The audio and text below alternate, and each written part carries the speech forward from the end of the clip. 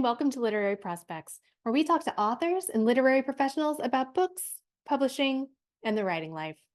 I'm Kelley Vick. I'm the host of the program, and in just a moment, it will be my pleasure to introduce today's guest. But first, a reminder that if you like what you hear, please do take a moment to subscribe.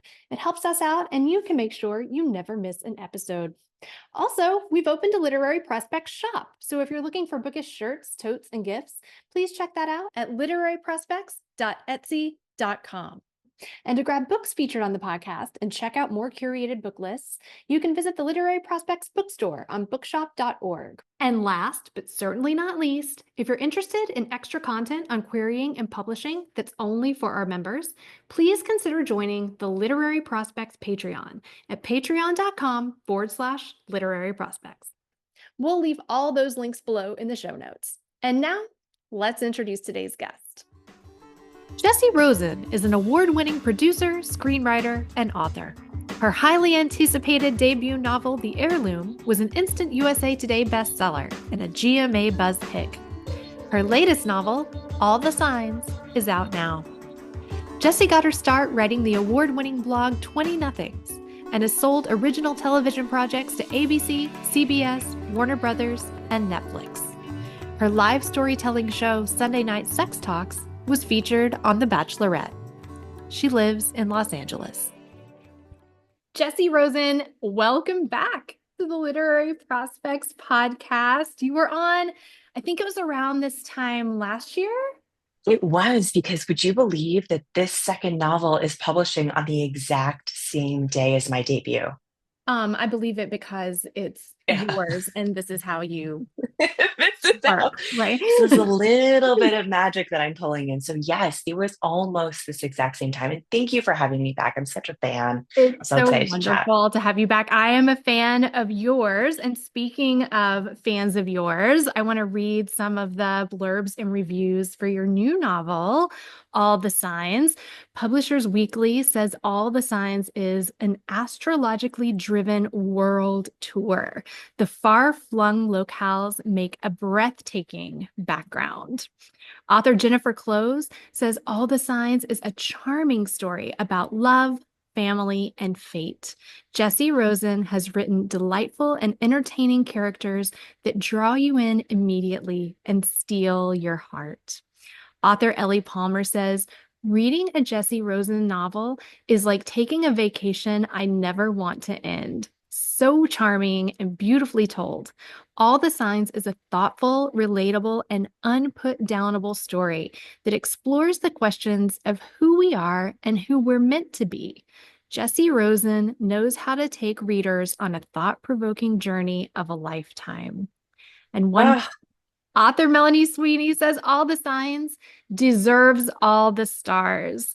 Jessie Rosen is my go-to author for healing emotional narratives with gorgeous settings, hard-won wisdom, and totally original magical flair. This book is perfect for the astrology curious and anyone who has ever set out to know their truest self and then had the courage to be them. So with this is the best part of this book process.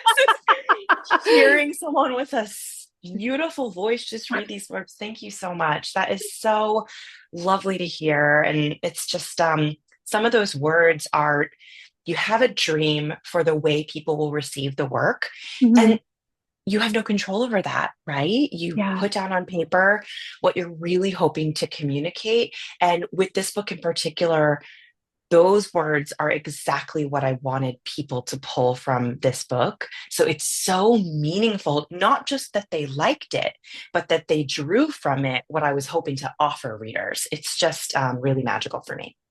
Well, how do you describe it? How do you describe All the Signs? You know, I always start by describing it as a skeptic's journey to find herself. You know, she's in a place in her life where she thinks everything is on track. And this skeptic, a doctor, my STEM heroine, gets really knocked off course by a mysterious illness.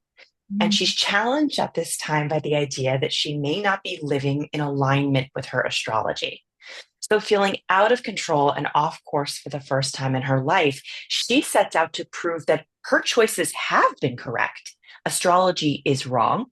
And the way Mhm. she's going to do that is by very methodically finding people with her exact same astrology for star twins to check herself against and to disprove astrology in what turns into a round the world journey that kind of does the exact opposite and shows her who she is as a reflection of astrology, yes, but I think more importantly, shows her who she is in a deeper place than she's been able to access or been willing to access before. Mhm. You had a similar experience, right, with Yeah. trying to locate your star twins. Can you talk about? Yeah. Yeah. And that's how this all began. I was at a crossroads in a number of different categories in my life, my writing career being one of them. I come from film and television. That was where I was spending a bulk of my writing time. And that industry was really in a place of struggle. And at the same time, I was in my mid and late 30s, questioning motherhood, questioning where I was living, questioning so many things that I think are natural to look at when you arrive at that part of your life. I had always had a curiosity about astrology. And in this place of kind of curiosity meets desperation, meets I am the type of person that loves a mission. I think that's why they come up for my characters so much. I just thought, what would it be like to try to find my star twins, these astrological matches in the world? For no other reason than I was in between having a sense of what I was meant to be doing writing wise. And I Mhm. just thought, well, maybe this project will unearth something. I mean, little did I know it would unearth this novel, Mhm. but the journey of finding these twins and seeing the ways that we were similar, seeing the ways that we were different, but seeing the ways that I was so looking for someone else to give me the answers. I was looking for, this council of matches to say, yes, look, we're all right, statistically speaking. Go for it. And of course, what I was missing is that one of the things that's interestingly a piece of my astrology, but I also think a piece of myself and what I wish for all people is a deep sense of my intuition, Mm. a deep knowledge of what is true and was right for me. And how do you access that? What are the literal tools? I think this is another thing I'm always trying to give my characters is I want concrete steps. Mm. So I think that a little bit of that and this process of looking for my star twins and learning a bit about them and seeing the different ways that they access, we all share a very strong intuition, which is so fascinating to me. Mm. So Mhm. the process of finding my twins was much more about the process of getting back in touch with a sense of self that I actually know. Mhm. And it was so fascinating that that led me to the decision, a very clear knowing that this should be the next novel I wrote. Wow, that's really cool. It was so cool. It was so cool. Yeah. So now, Leah, our protagonist, Yeah. skeptic, full skeptic. It sounds Yeah. like you are not a skeptic. I like the idea of believing, even though it's hard for me to ever say, yes, definitively correct, Mm. true, no doubt about it, follow it to the ends of the earth. Mhm. So it was fascinating for me to pull out the skeptical elements of myself. Mhm. Um, and I'll also say that I wanted to write the opposite character that I had written in my first novel, The Heirloom. So my first character was a believer, Mhm. problematically so. Mhm. So I thought it would be really fun to write a skeptic where the skepticism was also a part of the problem of her life. Did any of your own beliefs change during the research and the writing of this novel? In the beginning of the writing, and this so mirrors my own experience looking for my star twins, it's like a lesson I had to keep learning. I was so obsessed with getting the information exactly correct and creating a journey for my character that would land her in a black or white decision and prove something and say something and be able to say something to the audience, right? And the grayness of it is the point. And I think Mm. I was afraid to let my character live in that uncertainty and to live in the messiness and to understand and leave her at a point where we know that she now has the tools to continue finding her way. We're not as obsessed with exactly what that way should be or whether or not it is cosmically fated, we know Mhm. that this person has a sense of herself and how to get there. And that originally I was thinking of things in much more black and white terms, getting the astrology exactly right, having her meet enough star twins to prove something. It was started as something much more mathematical for me. Mhm. And I think that was right. I almost think I needed to get that first draft out of my system and then let things be a little more nebulous, leave questions with the reader, and, live in the gray a little bit. Yeah. Can we talk about the epigraph for all the signs for a Oh, moment? sure. Yeah. The song has been in my head all week. Yes. I am sorry, not sorry. It's a line from Ace of Base. I saw the Yeah. sign. Yeah. Um, how did that come about to include You that? know, this is a deep journey. It's a journey that I think has a lot of heart and tenderness, and there's some seriousness to it. There's some family Mhm. darkness that my character goes through. But I always want readers to know that you are about to go on what is ultimately going to be an uplifting, whimsical, fun adventure. And so I kind of thought if I put that quote in the beginning, and it's a cheeky nod to what is actually kind of a deep thought, but presented in Mhm. this really fun way.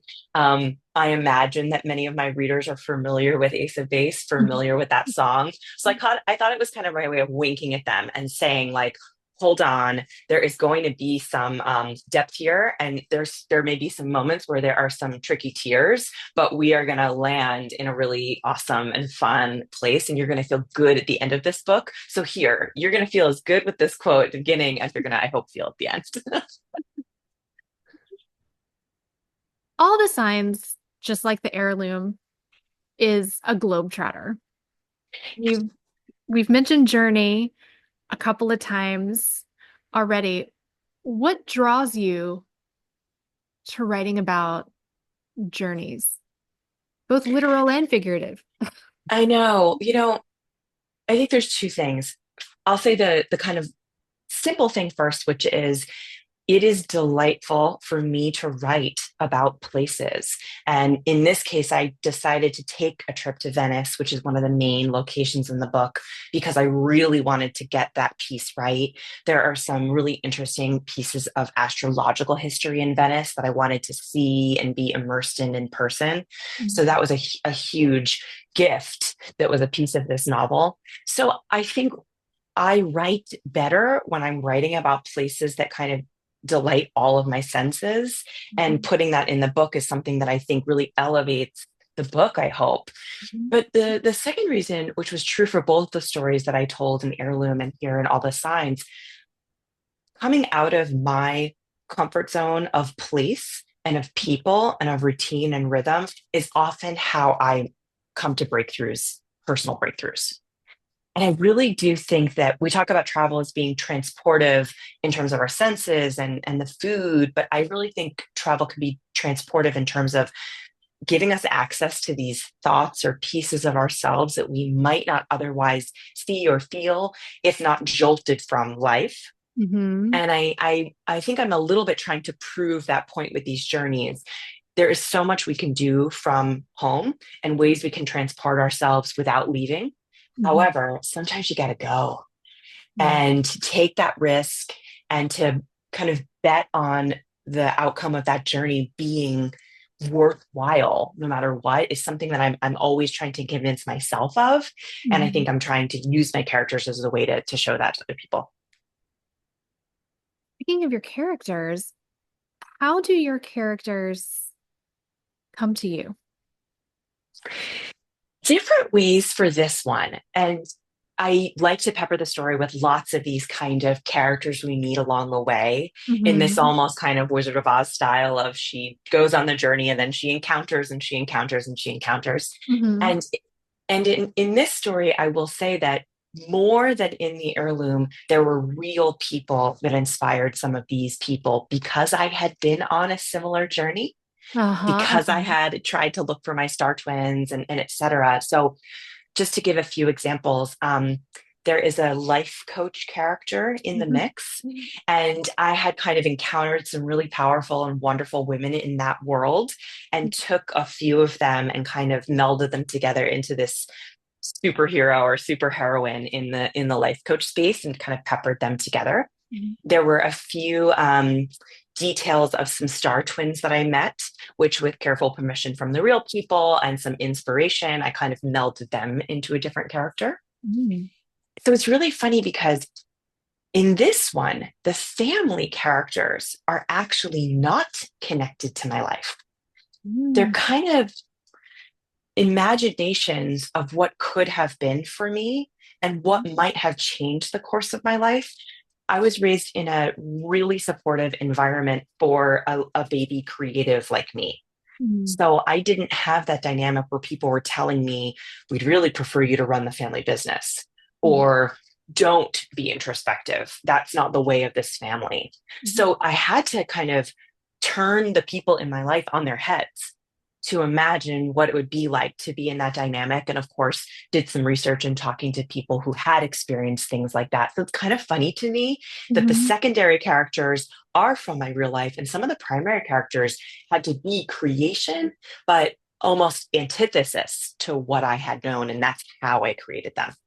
Wow, that's really cool. And yes, as you're talking about your family, I wanted to ask you, you also Yeah. dedicated this book to Yeah. your parents. Yeah. For so many reasons. I think this is a book about what we are born with. This is really a book to a certain degree about nurture versus nature, right? Mm-hmm. And so I thought it was so significant. I received so much nurture in so many ways. I think ways that were intentional and ways that weren't, Hmm. that guided me on my journey. And then I think it's kind of interesting cosmically, right? That two people, my parents, came together and then had me on a day, on a time, and a place. And that is how we developed the idea of astrology. So it's both like the magic of how this came to be astrologically, and then, of course, the power of what my parents gave me in the way that they chose to raise me and continue to be part of my life. There, Leah in the book is a doctor starting out. Um, I was wondering if you came from some kind of medical background or your family was in in in the medical field because there's a lot of jargon and there seems like a lot of we're sort of inside her medical practice at the beginning of the Yeah. book. So, how did your research work? And then, of course, we're dealing with a lot of astrology. I know you said you did a lot of travel. What was all the research like for this one? Heavy, heavier than you know, I was wisely kind of prepped by my editor that writing medical is really hard and getting it Mm. right is really hard. And so she wanted to make sure that I had people in place that were ready to look at the work and check the work. So I'm Mhm. actually really lucky to have both a friend in the medical field and then a cousin who specifically is in almost the direct line of work that my heroine Leah is in. Mhm. And so I spoke to them before, we talked before, and then I shared pages with them along the way to make sure that the language and the jargon and anything I was saying was accurate. That even goes for I don't think it's too much of a spoiler to say that my character suffers from vertigo. So I spoke to a lot of people who had the specific kind of vertigo that I gave her, talked to them about their experiences, talked to people that treat that kind of vertigo to make sure that I was also getting the treatment course right. So there's a lot of that research.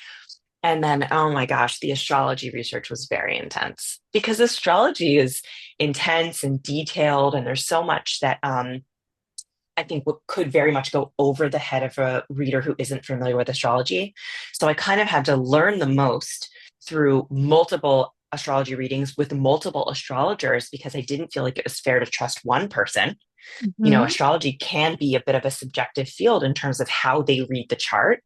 Mhm. So multiple astrologers, multiple readings, and then getting that right across the inclusion of there's a mathematical piece to this book, Mhm. and then kind of letting that all wash away and wanting to make it fun and readable and something that no matter where your access point is, you're going to get it and you're going to Mhm. have fun with it. And the details of it are going to wash away because you're really immersed in the character and the journey. So it's almost, I had to go, I felt further in my research so that I would know so much that I could kind of pare it back and simplify it to be really well understood. So I owe a huge debt to so many people who were willing to be with me through that process, especially the astrology process. Oh And yeah. then one kind of, I still don't know how I feel about this choice. I used my birth date. So the astrology of the book is the astrology of my life. Oh, And wow. I did that because it was the closest access point I had. I thought if I'm going to dive in with this character and take her on this journey, then it will help me to know the emotions of what it's like to have these traits. But it Mhm. just made the whole thing a lot, I think, more intense because I was Oh, like yeah. reflecting on myself and my astrology in the writing process. And I think ultimately it was the right thing for the book because it gave it the depth that I wanted, but it was really, I struggled to pull myself away from the character when I needed to and to put myself in the character when I needed to. Mm-hmm. Mm-hmm. Mm-hmm. Not a lot of break between fiction and reality there, author and Yeah, protagonist, right? yeah, exactly, exactly. And I think, in a way, there is that theme in almost everything I write.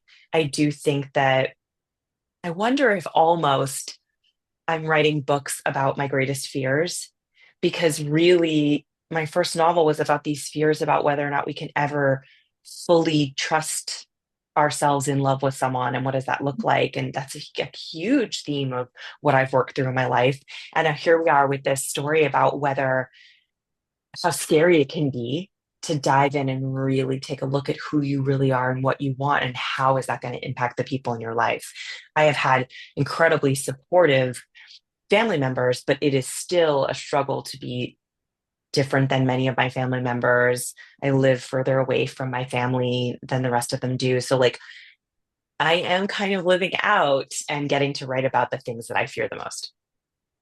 As I think in a way, most authors are Yeah. really in some way Yeah. looking at like what those big fears and those big questions are and trying to Yeah. find answers in whatever way Yeah. possible. And that's why it's so meaningful to me to go back to, I believe it was Melanie Sweeney, my Putnam Book sister, who used the term healing journey, or she used the word Mm-hmm. healing about the writing. And I thought that was so lovely to see Mm-hmm. because without, of course, being self-help, I do want these books to provide some form of comfort, Mm-hmm. Mm-hmm. for where someone may be on their own journey, whether they're right inside a big journey of self discovery or kind of dancing and dipping a toe in. That is something that I am hoping people get. Yeah, you described your work as self-help wrapped in page-turning fiction. So I'm Yeah. interested to hear you talk a little bit more about that. Yeah. Yeah. Because I do think that when I read, I feel like I am reading to be changed or Mhm. to be challenged or to be prompted in some way. Mhm. I don't think that necessarily means you need to be separated from being delighted by a book or just enjoying, the nature of it. But sorry, not to be like this, but it is in my astrology to constantly, constantly be kind of um, looking at how I'm living and questioning whether that's right and really being very self reflective. The Leo, and that's my astrological sign, for Leos, that is why we get that reputation of being self involved. So it's interesting, right? Because I do feel that way about kind of constantly checking myself against things and then Mhm. remembering, no, no, no, all I'm supposed to be doing is checking myself against myself. Mhm. So I do think that's a little bit of what I'm trying to offer people. And I never want any page to feel like I am on a soapbox as the writer, which was Mhm. a big piece of the edit of this book. And it was one of the main questions when I sent the first draft to my editor. I remember saying, please read for any preachiness. Please read for soapboxiness because I do not want this to feel like I'm prescribing anything to the reader at all. So I went in knowing that that was possible because I do like to be offering something in that capacity, Mhm. but making sure that that doesn't feel like what you're being asked to do when you read it. Was there a lot of preachiness found in your first drafts? Sometimes when you are hyper aware of something, it ends up being that you've underdone it Yeah. because one of the things that my wonderful editor Kate at Putnam Books said was, it's okay to put in through the voice of other people or your own character more perspective, take some stabs, make some big declarations. Let's see it, and then we'll kind of know where we need to ebb and flow. And there is some stuff like that in this book, some declarations about the way to live, and some opposition to those declarations, and some kind of big observations that I just think, I hope, are something to confront as you're reading and then question, to use as a way to wonder after you close that book. You've said that your sophomore novel, was the most powerful creative experience of your life. Yeah.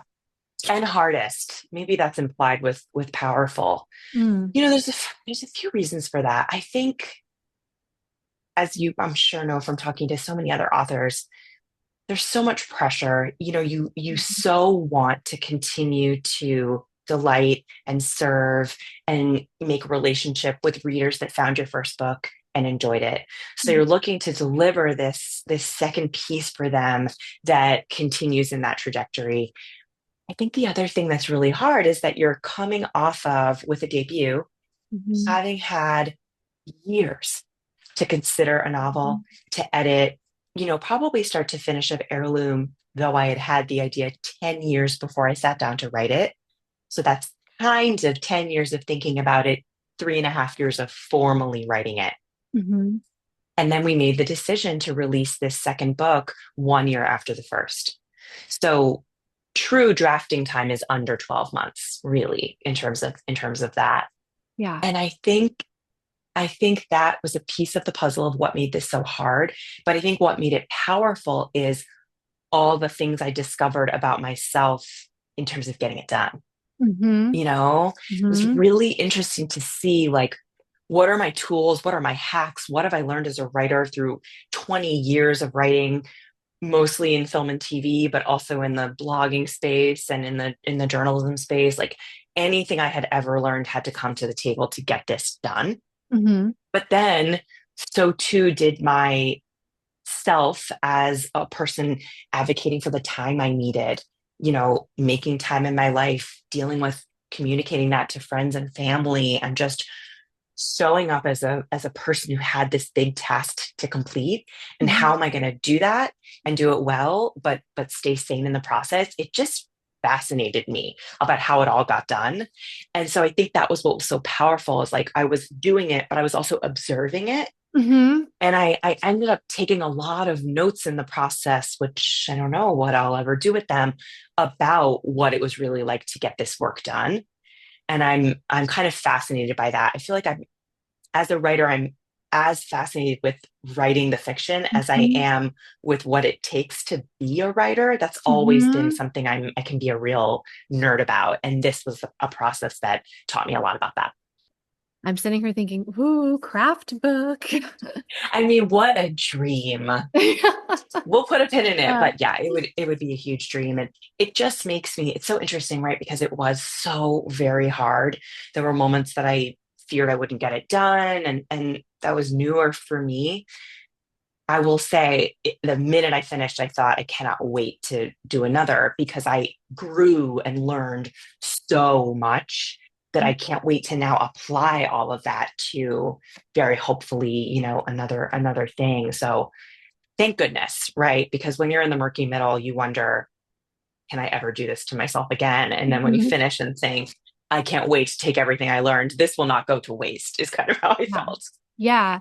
It's so interesting that you mentioned that, because I was just thinking about that the other day. And it is from talking to a lot of people. And so often the story for the debut is, this has been in the works for years, years, years. And everyone says it takes such a long time. But then you see these debuts come out, and then it's like a year later, there's another one. A year later, there's another one. A year later, there's another one. And you Yeah. think, wow, that is Yeah. really condensing the process and Yeah. taking it down Yeah. fast.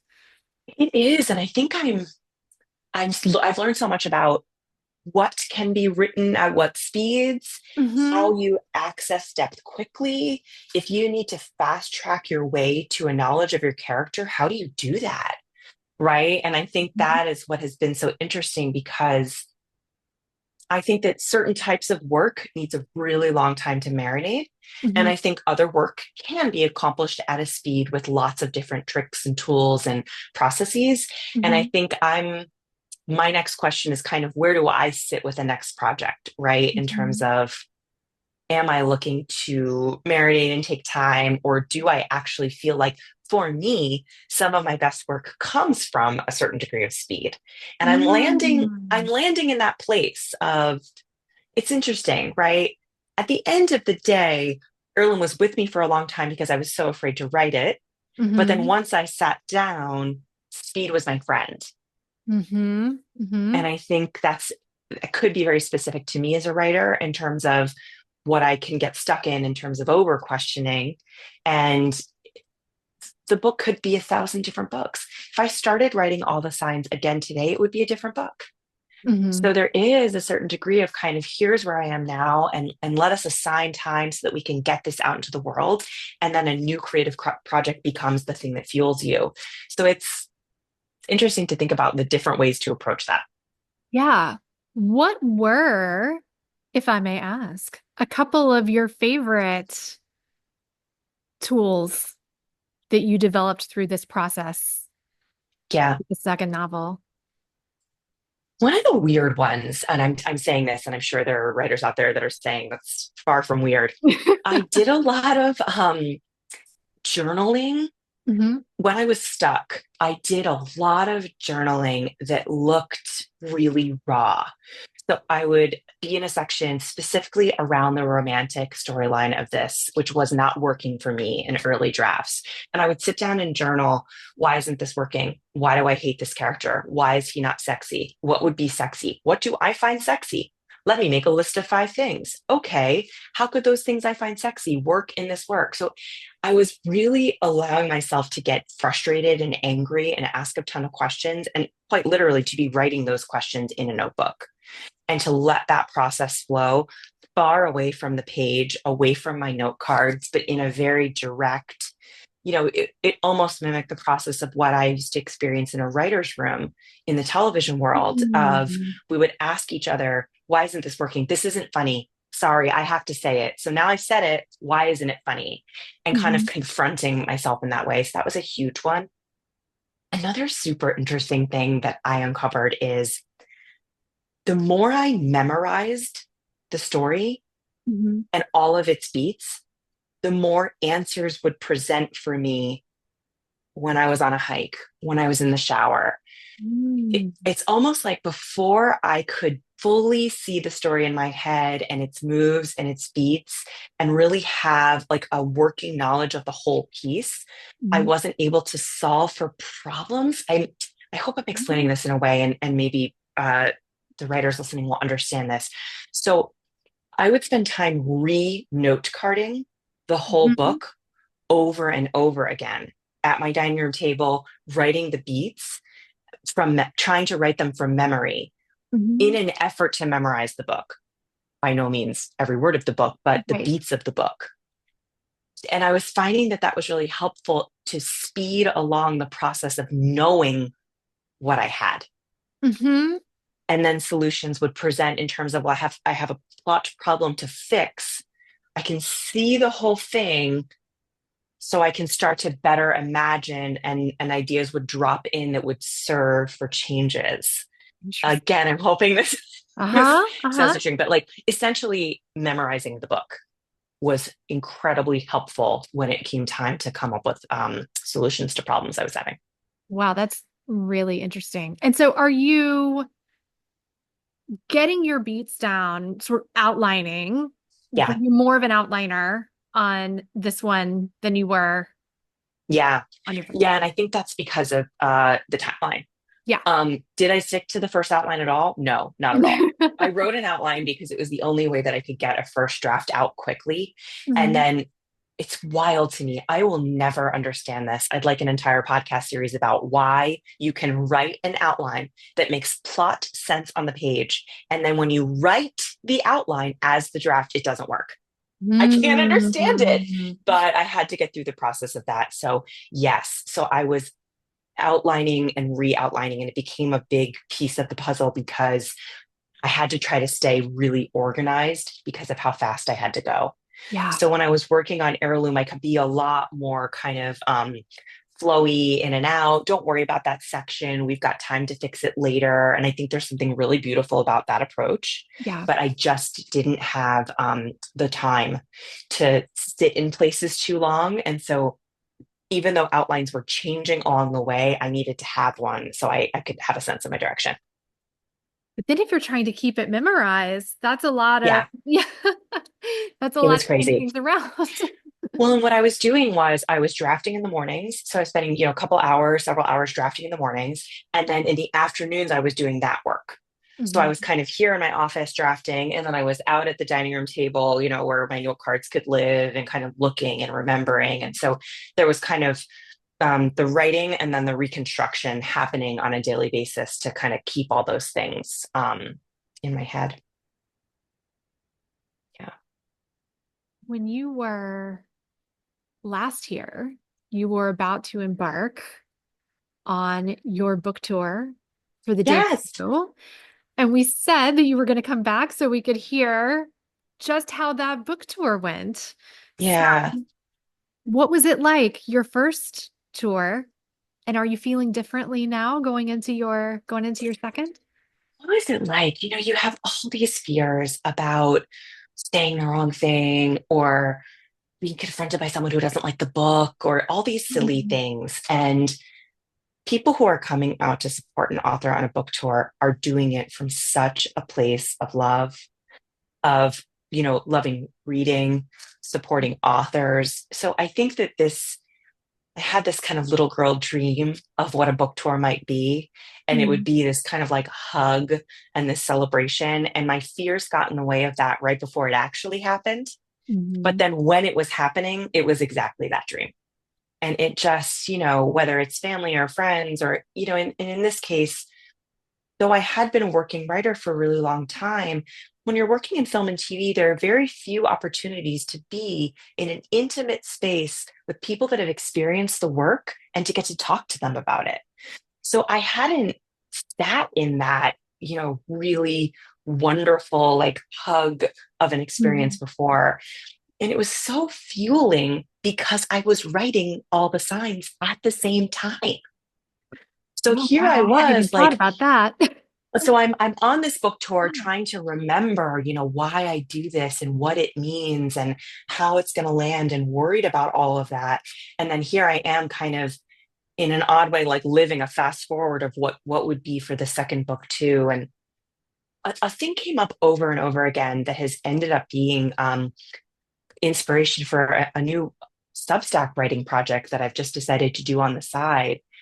You get this question when you're on tour a lot, which is essentially, I think, someone trying to understand where you find the confidence or like what makes it so that you can do this thing. Mhm. And I don't think it comes from a place of confidence. I think it comes from this place of having a little bit of access to bravery. And that kept coming up on tour, and I've Mhm. really held it and used it as fuel for the completion of the second book. I've been writing about it on this Substack, and I've been thinking about it as I approach this second tour Mhm. about what does it take to be brave? What do I need if I'm not feeling bravery in this moment? Like, what are the actual tools of bravery, much like the tools of writing? And then Mhm. how can I use that to have a good experience? That's kind of where I am as I'm prepping to go out again. When you are thinking about what is bravery and what do you need to feel brave, what comes up for you? Yeah. What do you use to feel braver? The more I think about it, the more I think that whatever the brave act is, writing the book, going on book tour, I unwind its parts. Mm. So if you're feeling the opposite of bravery, which to me is fearful or anxious, I can unwind those parts now in a better way from having using the specific example of going on a book tour and say, what made me anxious? How did I feel? So now how can I look at that and provide comfort for myself? You Mm-hmm. know, how can I build in a little more time so I'm never feeling rushed? How can I, you know, plan to wear things that make my body feel really comfortable so I'm not anxious and fearful about how I'm going to feel in the room? So Mm-hmm. to me, bravery is like the last step in Mm-hmm. this process that's really about a knowledge of self. What do I need to be able to take the steps that I'm dreaming of? And if something isn't there, and that's why I'm afraid or that's why I'm anxious, how can I solve for that? Who can I call? You know, what can I bring in? So it's been really interesting to kind of look at bravery not as this big thing, I am brave or I am not, but as this Mm-hmm. actually very specific in the moment task.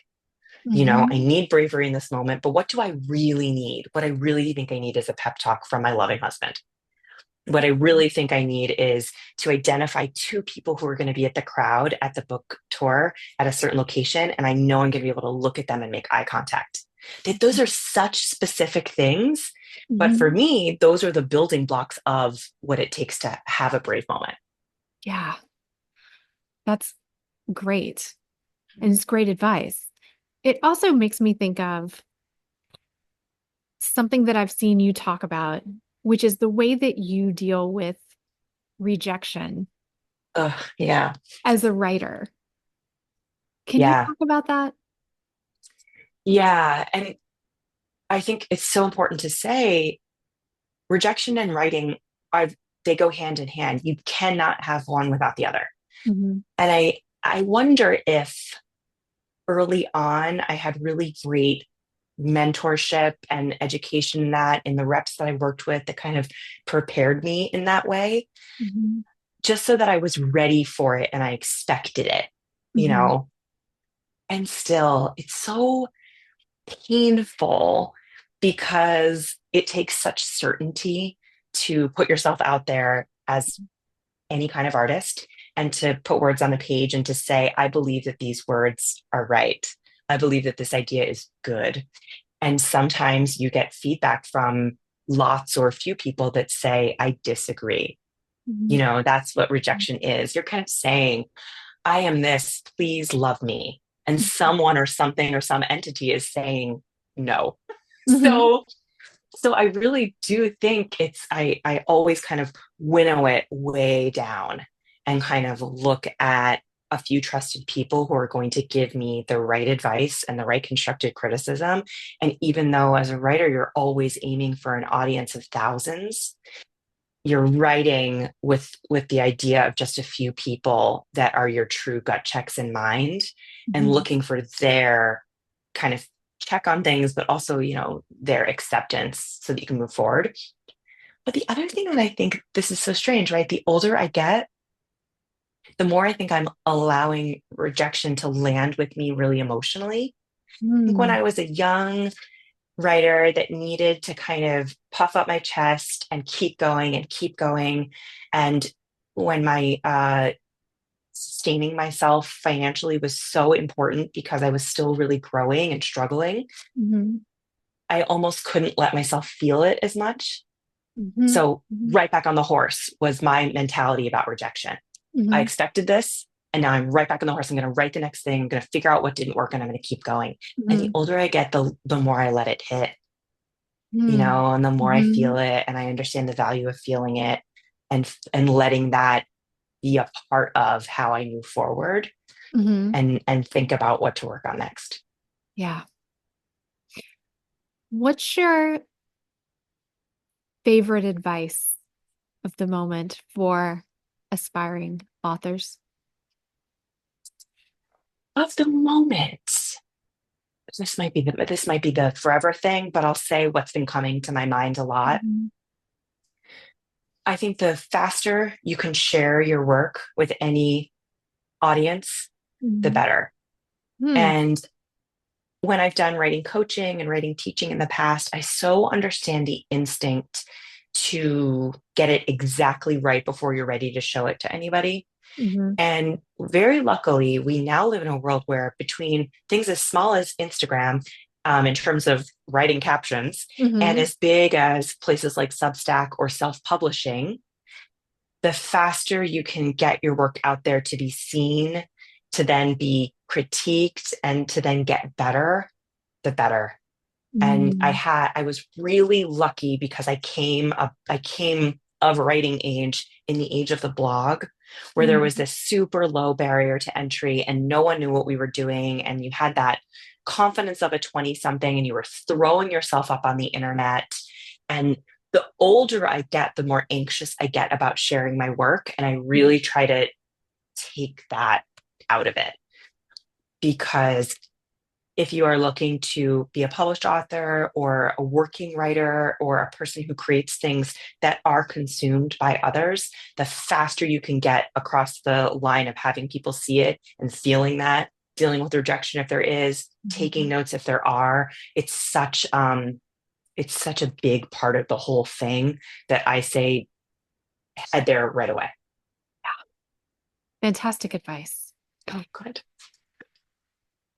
This isn't your first rodeo on the podcast, so you may remember that we have a traditional final question.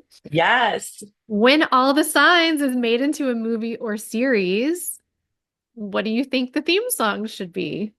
I know. Well, so I feel like I have this easy kind of softball answer, which of course is the Ace of Base song. But there have been some other songs that have kind of been almost kind of like more the spiritual picture of the Mm. puzzle. And it's Mhm. funny because there is a Dawson's Creek vibe to some of the love story here. My character, there's an Mhm. actual creek involved, to Mhm. be Mhm. honest. Oh, yes, And there, yeah. that the kind of refrain of the Paula Cole song that was a part of that, this concept of like, I don't want to wait for my life to be over. I want to know right now. Like, I think this idea of is today the day that you are going to take the first step to really open yourself up and look at yourself. So that's just another song that comes to mind. I don't know if you're allowed to steal from a song that already existed. I'm sure we'd have to do some kind of Billie Eilish redo of the Paula Cole song, Which but would be I'm open. awesome. I know I'm open to that, but that's just another song that comes to mind. I also think someone modern, again, of Billie Eilish or some of my other kind of amazing Gen Z artists could just absolutely kill it with a redo of Ace of Base. Oh, that would be very cool too. I know, I know. So we've got some options, but as you can see, I'm kind of we are the nostalgia generation. So I want it to be something that we know, but reimagined in a new way. That would be great. Well, now I'm already looking forward to the soundtrack, the movie or Yes. series. Well, one of my tasks, actually, you're bringing this up. One of my tasks, just to share with readers for fun, is my All the Signs playlist. And I have something that I kind of worked with and used as inspiration as I was going, and I want to add some things to it and then put that out in the world so people can have it when they read. Fantastic. We'll be on the lookout for that too. Jessie Rosen, thank you so much for coming on again. Can't wait to have you back for the third time. Thank you so much. It was so great to be here. Thanks for joining us on Literary Prospects. If you liked what you heard, please subscribe and leave us a review. We'll see you next time.